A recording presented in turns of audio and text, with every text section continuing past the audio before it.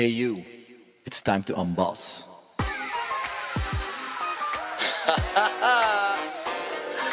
Guess who's back? Better than ever. Let's go. We are unbossers. We do it for the love of people and business. You're change makers for human organizations. And this is yours truly, Nick the Unbosser. Let's go. Join me and my amazing guests. And unboss with me. Unboss with me. Unboss with me. Unboss with me. Unboss with me. Unboss with me. Unboss with me. Unboss with me. Unboss with me. Hi there, and welcome to the fully refurbished Unbossers podcast.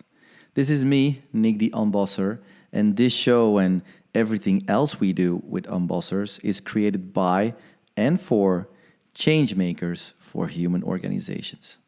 Our goal with this show is to inspire and educate as many people as possible on how to combine the pursuit of business success with care for humanity. And this in a way that benefits all stakeholders of the organization. We talk with thought leaders and experts about the mindset, skills, tools, processes, and systems that turn business mambo-jumbo buzzwords like employee empowerment, customer centricity, agility, and entrepreneurship into daily operational reality. So, ladies and gentlemen, this podcast is brought to you thanks to the gift economy. Here's how it works. We gift our energy, our time, and our insights into making these podcasts. And you, dear listener, you get to choose what feels right to give back to us. It's as simple as that, and it's truly amazing. So please take a moment after listening to this episode and reflect on what would feel good for you to give back in return and help us continue creating this amazing content. Here are some top-of-mind ideas of what you could do. You could subscribe to our podcast and YouTube channels. You could leave a review. You could recommend it to a friend, even make a small donation, or become an actual sponsor of the show. For more information, please check out www.unbossers.com. And now, without further ado, here's another inspiring episode of our Unbossers podcast. For the love of people and business. Hi, Olga. Hello. There are a few better ways to start a Friday morning than having a conversation with you. So thank you very much for being here. Well, you're too kind. I'm really enjoying this as well. Maybe let's start with a quick introduction of yourself. Who are you? What's your specialty, etc.? Sure. I'm Olga Potaptseva. Great to meet all the listeners of this podcast and both of the hosts. Thank you for having me here.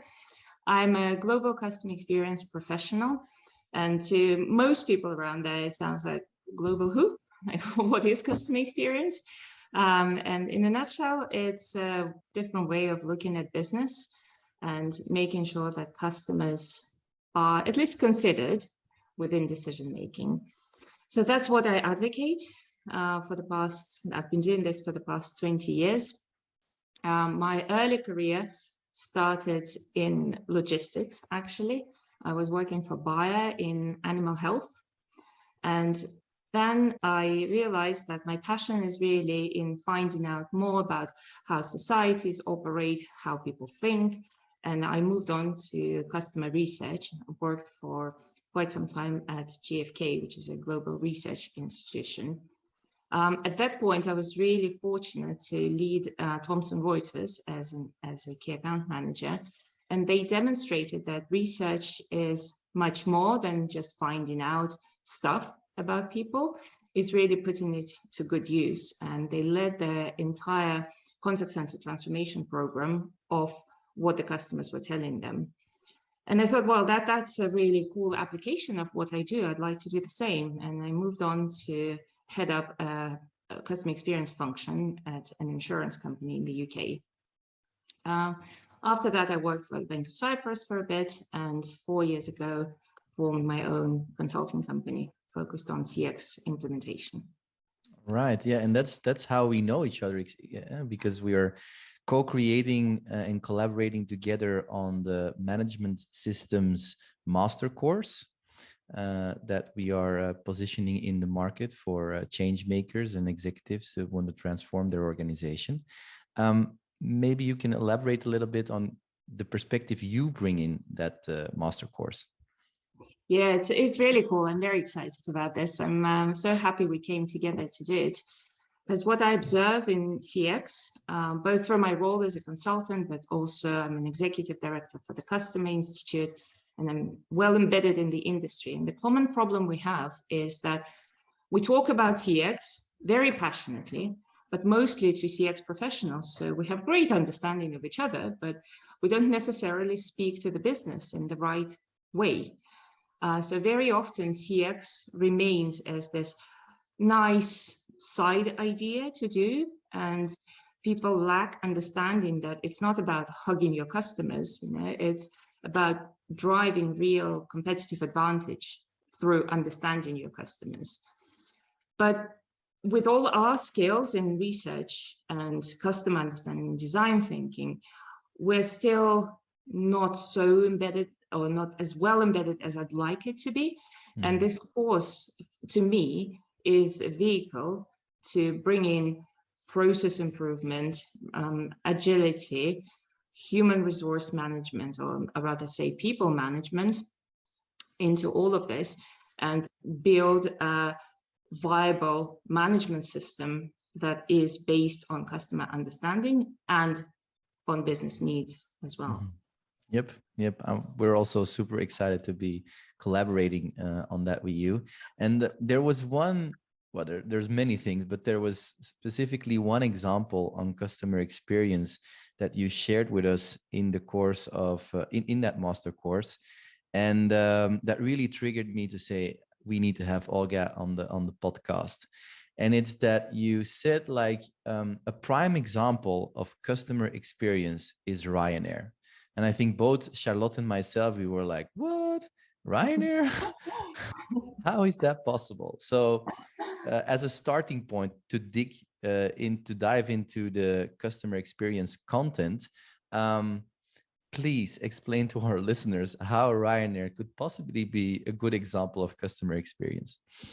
Shocking, right? So Ryanair, why I like talking about Ryanair is because they're very true to their strategy in their customer experience. And Ryanair's strategy is that we get our passengers from A to B safely and cheap. That's it. They don't do anything else. They don't do meals on board. They don't do add-ons unless you pay for them. So their customer experience, if a customer experience professional came into their organization and said, do you know what? People really enjoy free lounge tickets. It's like, yeah, okay, that's irrelevant because we get people from A to B cheap. So they're very clever in that, and they know who their customer is, what they need, and how to deliver that. These are the key foundations for customer experience. Their customers are prepared to tolerate some friction in their journey in exchange for low-cost tickets.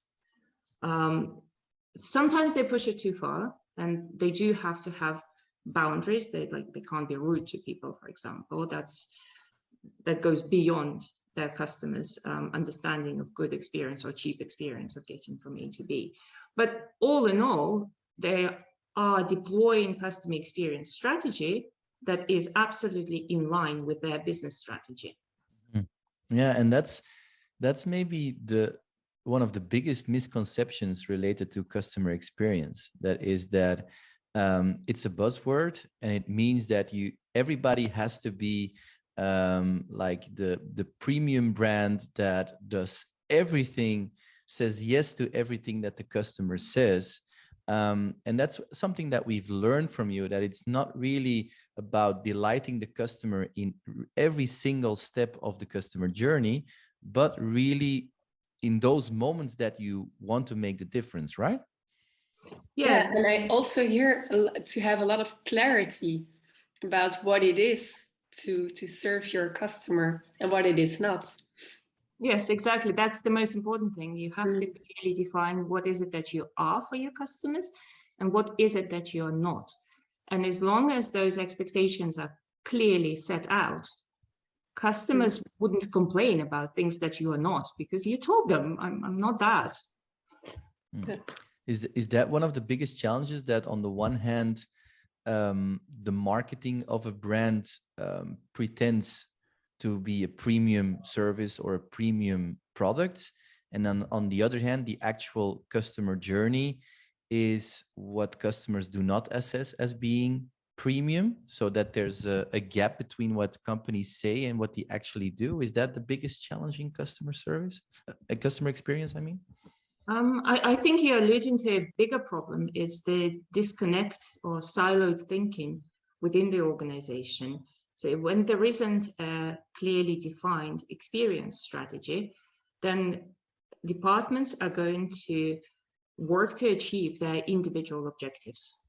And we have silos for a reason, and there are good reasons to have them, but they shouldn't be silos. They should be functional specialists who work together to deliver good customer outcomes or well-defined customer outcomes. So when marketing are communicating to the world one image of a company, and then service gets to pick up the pieces, that's not a very well-functioning company. It's not making it profitable. It's driving unnecessary costs. It's driving churn in customer base and customer dissatisfaction and employee dissatisfaction overall. Yeah, indeed. If there's one thing you feel every change maker in an organization that wants to embed that customer focus, zero distance to customers in the organization, that if there's one thing you want that target audience to know about customer experience, what would that be? I would say it's having clear cross-functional objectives for delivering customer value at every step of the customer journey. Okay. Can you elaborate a little bit on that, maybe with an example that you experienced? Yeah, so one of the very well-known instruments in customer experience is journey mapping, customer journey mapping. What it is, in effect, it's creating a picture of your company from a customer's point of view. Usually, customers don't go too deep into understanding your processes or your systems or people who deliver those processes. They just say, I research, I buy, I get service, and I renew a contract in its very simplistic form. What the organization fails to understand, that to deliver those important touch points, they have to work together, and they have to understand what is the customer outcome that they're working towards. So very often when we do journey mapping sessions, we always get people from different departments to do it, and very often is the first time when they actually speak to each other. And for example, in one journey mapping session, we spoke to the post room, people who get post into the company. Those still exist, and all of them have been there for 25 years. And when you ask them, so what's your role in the customer journey? I just get post. I don't have a role in the customer journey. So, okay, well, so what happens if you don't sort the post out properly?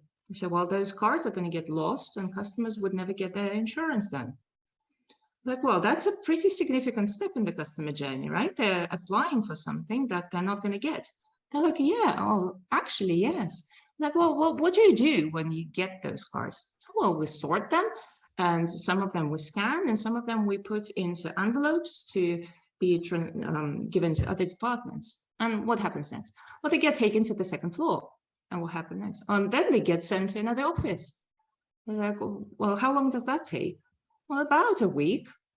So you are effectively delaying the process of sale by just shifting an envelope from one place to another internally.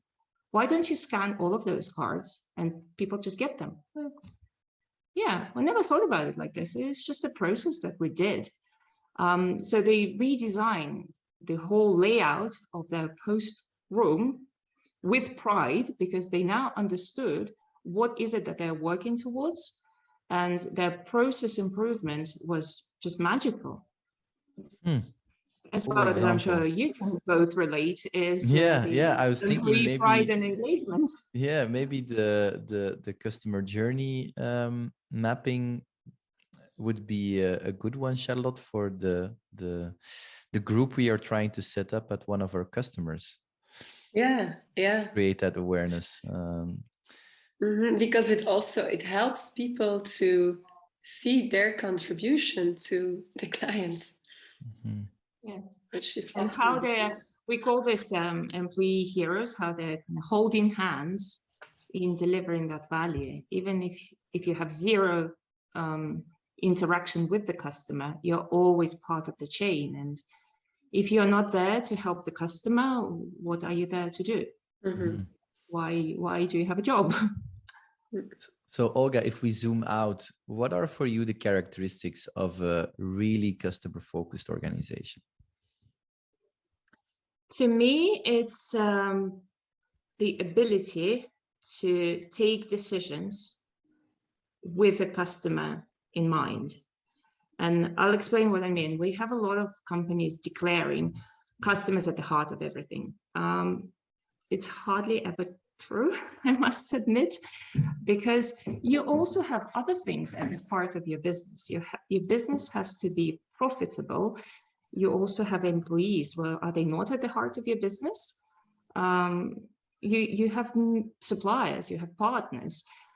So a customer is who you're working for, and any decision that has been taken in the business has to be filtered through that lens. It's not the only lens, but it's a very important lens.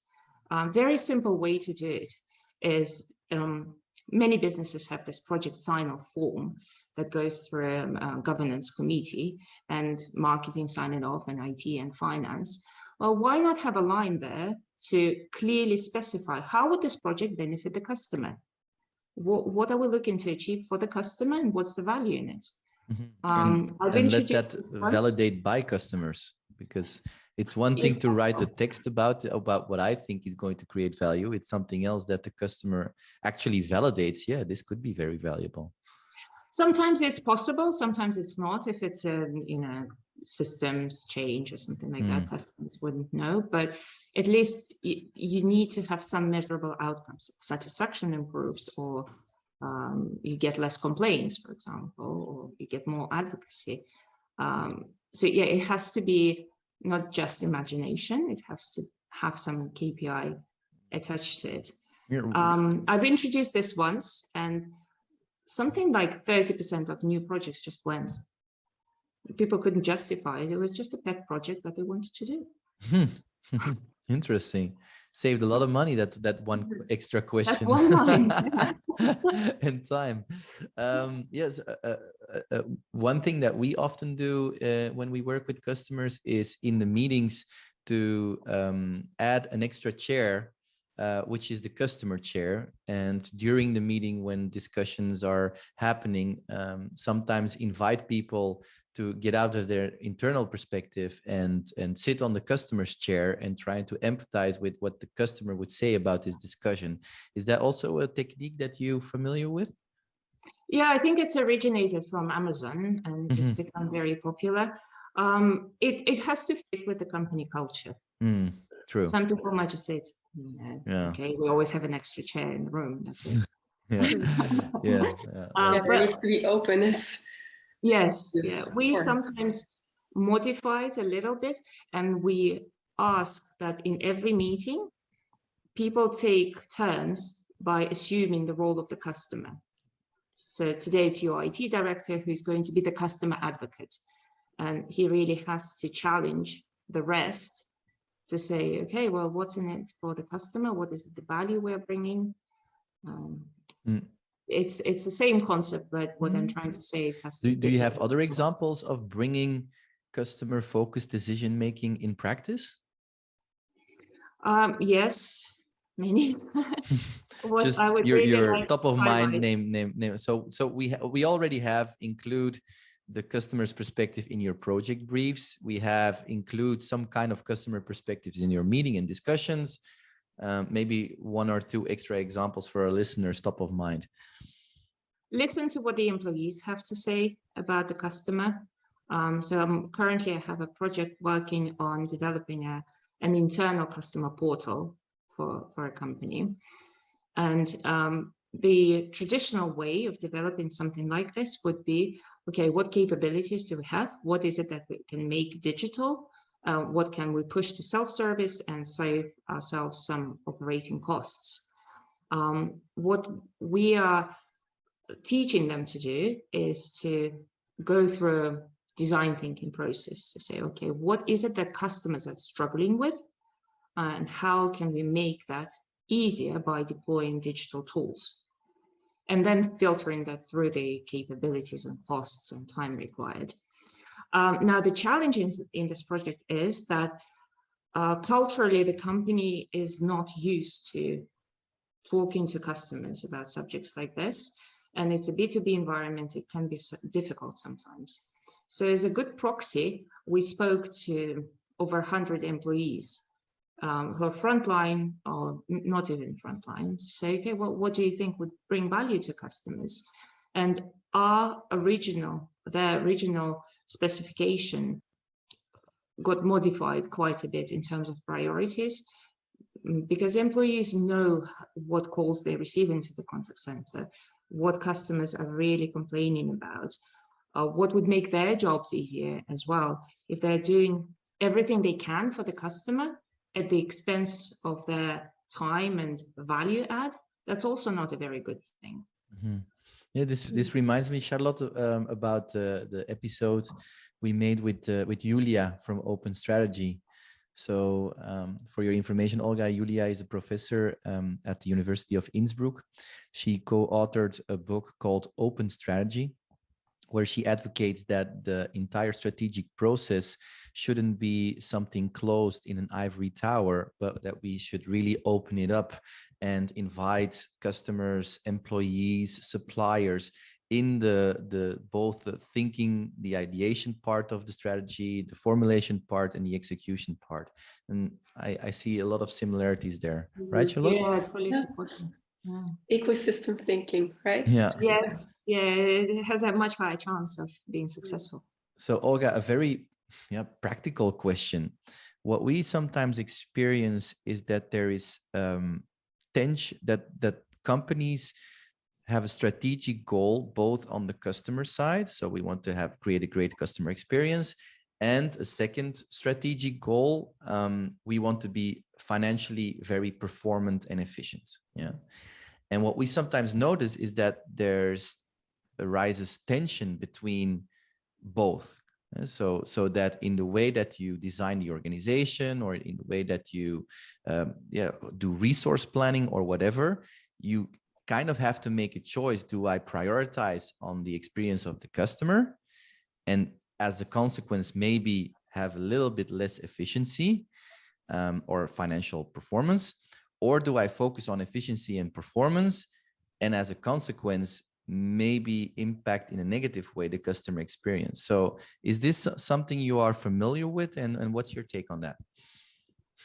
Okay, I'll answer that. Have you ever been to IKEA?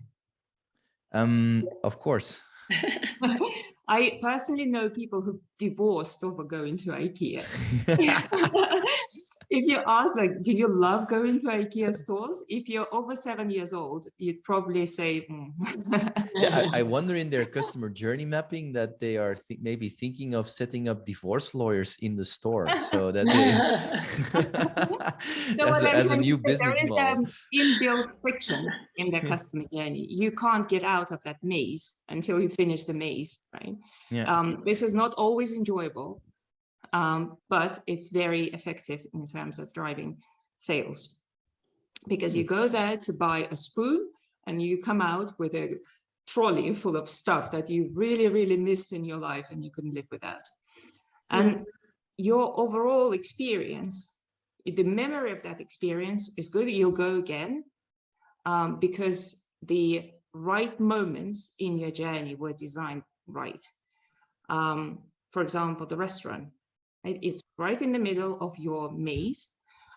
It's cheap, it's got kids-friendly options. Everyone loves IKEA meatballs, and they make sure that you get a rest so that you could continue your wonderful shopping journey. And also like other things that are cleverly designed are mitigating the negative effect of you having to do what the company wants you to do. So with that, we're coming back to your question and our original thinking. Do we have to delight our customers at every step of the journey and therefore sacrifice our profit for the sake of being nice? No, we don't. We have to understand what really matters to customers. And there is a peak end rule. People remember the peak of their experience that matters to them and the end of their experience.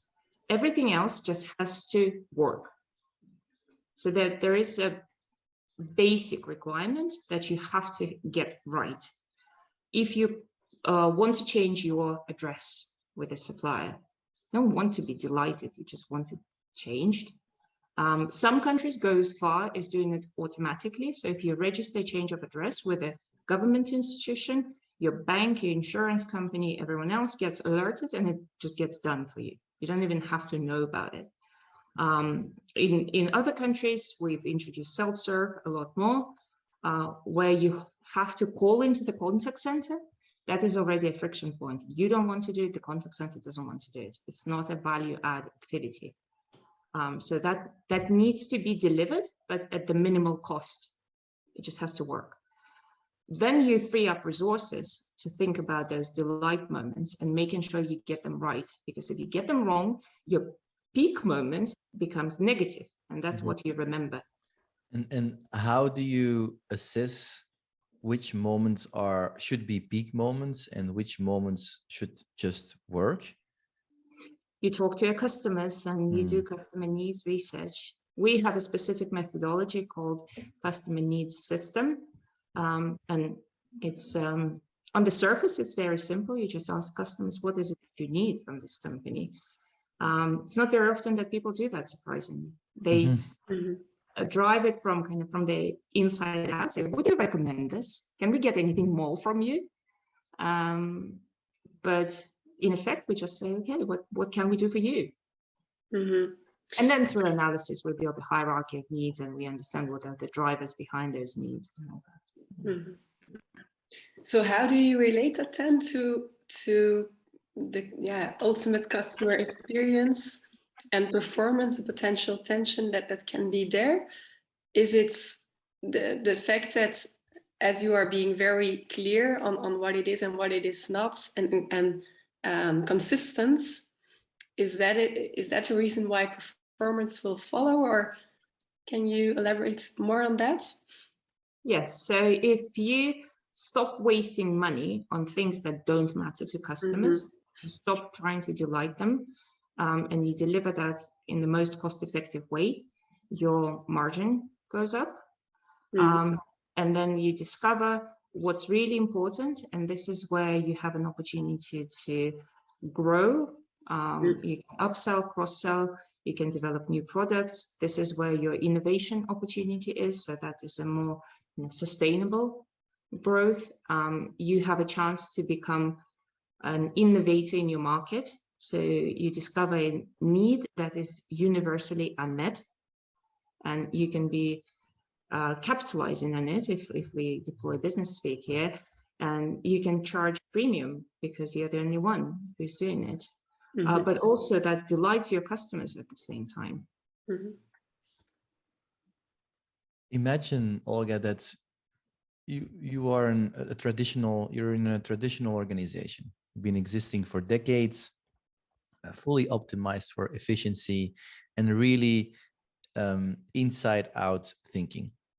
right? And you want to transform the organization more in an outside-in mindset and customer experience mindset. Where do you start? Leadership, ideally. Mm-hmm. There needs to be what a exactly with foundation for leadership? change. You need to have desire and foundation for change. Like, why do you want to change this fully functioning, awesome machine that's delivering what the leadership wants it to deliver? If they say, no, we don't want to change it, then as a customer experience professional, you don't stand much of a chance. If they realize that we are falling behind the times, we know that maybe growth is stagnating, or we're not getting the right people, our employees don't align with our values anymore, we need to do something, but we don't know how to do it, then we can show the way. And that way is usually small pilots. So we can educate on the concept, but it's very dangerous to turn a huge oil tank around 180 degrees and start going into a different direction. There's a chance it's going to sink.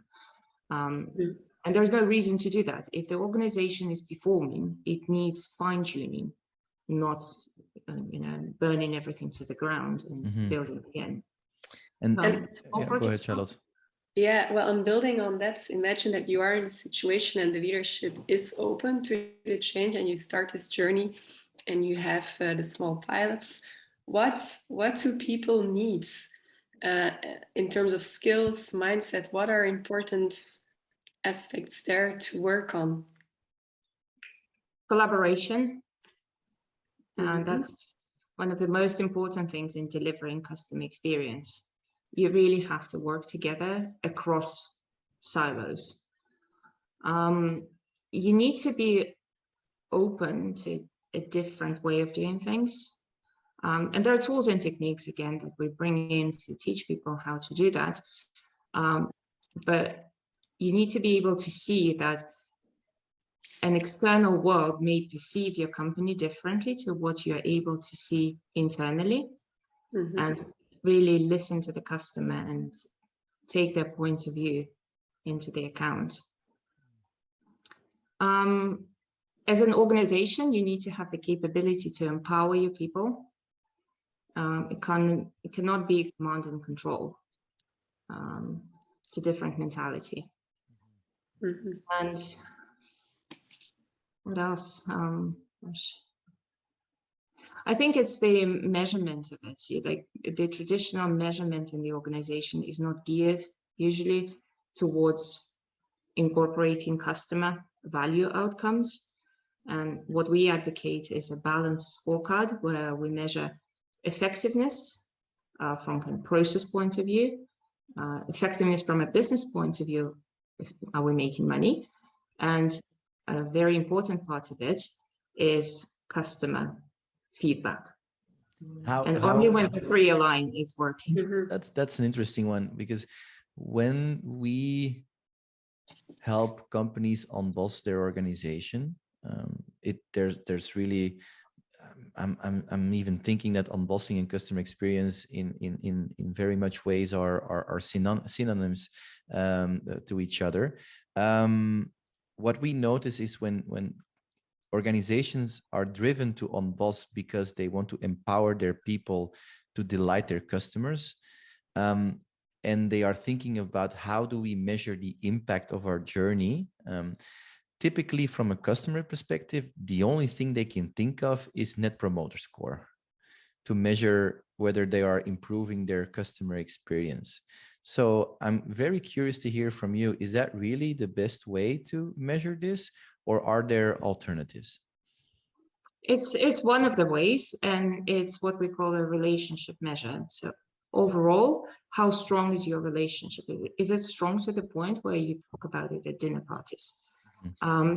I do not advocate using Net Promoter Score as a transactional measure. So let's say you speak to an employee, you put the phone down, and then would you recommend our company on the basis of this one conversation? Well, no, because it's one part of my journey and there may be other things that have happened to me.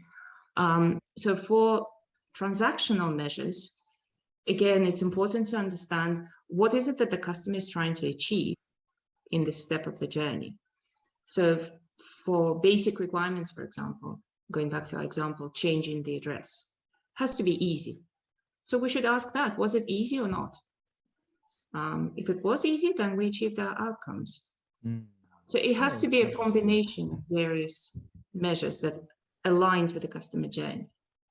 Yeah. And are customers okay with receiving multiple questions at multiple moments during the year?